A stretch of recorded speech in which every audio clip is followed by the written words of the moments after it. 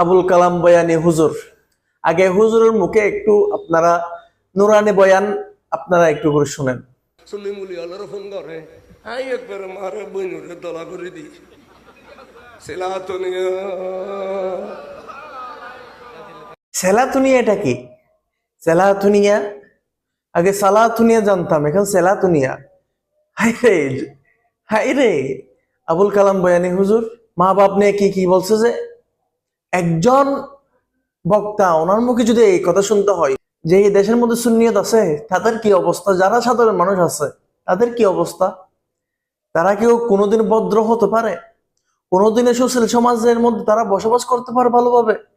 না, পারবে না। তাদের মুখের ভাষা ভালো না। তারা সব সময় মানুষকে গালি দেয়, আলেম ওলামাকে গালি দেয়। এই আবুল কালাম বয়ানের চেয়ে আহমদ শফী রহমতুল্লাহ আলাইহির বয়স অনেক বেশি, অনেক বেশি। কিন্তু